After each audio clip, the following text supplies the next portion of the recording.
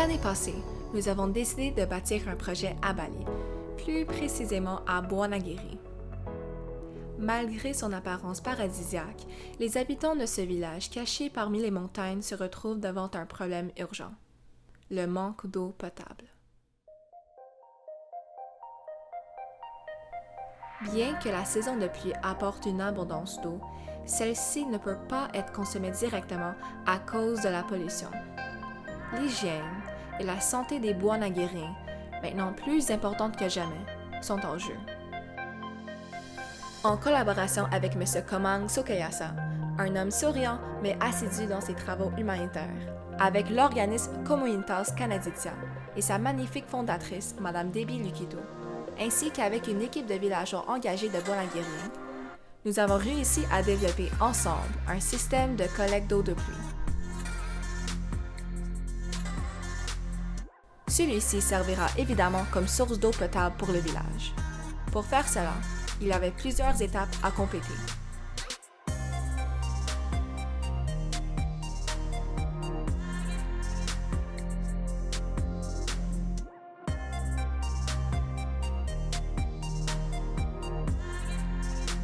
Tout cela pour finalement arriver à ceci. Cette construction simple, mais indispensable à la survie de ces villageois. Attendez, nous avons oublié de vous dire quelque chose. Ah oui, tout cela s'est passé sans que nous quittions Montréal.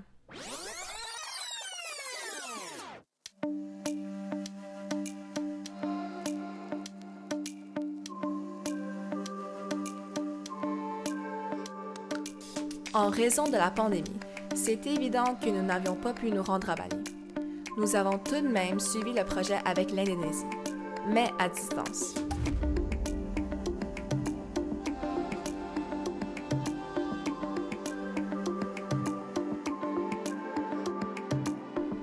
Tout en restant confinés ici, nous avons décidé d'attaquer le problème que nous devons tous affronter en ce moment, la COVID-19. Depuis septembre dernier, nous travaillons donc en partenariat avec l'organisme les Sea Change Initiative. Et puis on a bu comme organisation d'aider aux communautés les plus vulnérables dans les crises de santé. Ensemble, nous avons créé diverses ressources en ligne pour aider ces gens à traverser cette période difficile et incertaine.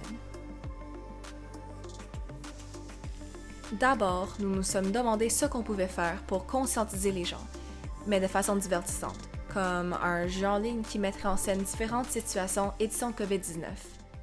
Alors, nous nous sommes mis au défi, créer un jeu vidéo à partir de zéro.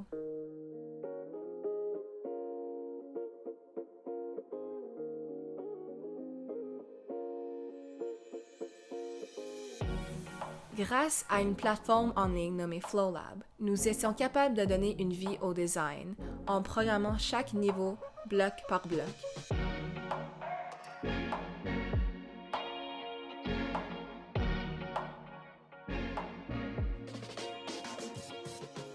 Ensuite, à travers nos discussions avec Sea Change, nous avons remarqué que la santé mentale des gens de tout âge en temps de COVID est un sujet préoccupant. Afin d'aborder cette problématique, l'organisme nous a proposé de créer diverses infographies pour servir de ressources disponibles à tous ceux qui en ont besoin. Rapidement, 3 affiches colorées et traduites en plusieurs langues ont été rédigées, imprimées et affichées. Et oui, nous avons beaucoup travaillé sur la santé mentale, mais nous n'avons pas oublié la santé physique non plus. Alors, en travaillant avec Sea Change de nouveau et l'organisme guatémaltèque Glasswing, ainsi que des jeunes guatémaliens, nous avons réalisé une série de vidéos muettes expliquant comment se protéger contre le virus qui seront diffusées sur les plateformes des organismes. Elles sont explicatives, éducatives et bien sûr comportent une petite tournure humoristique.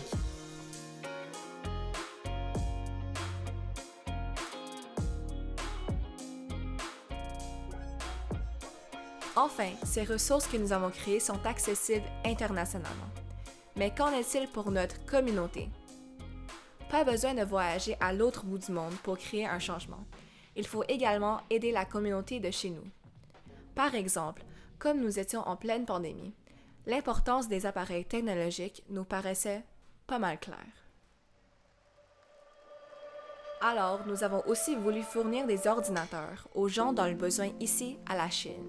Et la Chine, c'est pas parce qu'on est un peu riche qu'on pense que tout le monde est riche. Non, il y a des gens qui sont dans l'extrême pauvreté, surtout ce qu'on appelle la pauvreté numérique.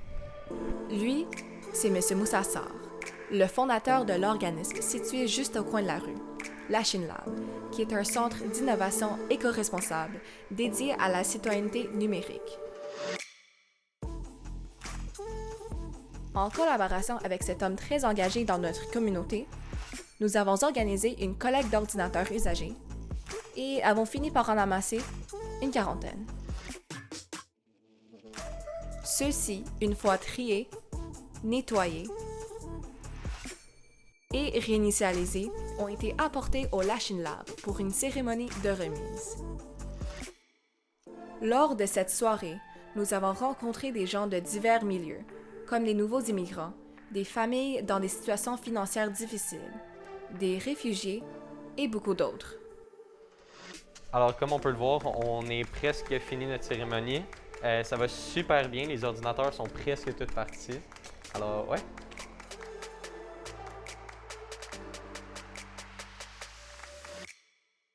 Wow, on a vraiment beaucoup parlé. Est-ce qu'on vous a perdu quelque part en chemin? Pas grave. Nous allons vous résumer notre expérience en environ 15 secondes. Dès maintenant.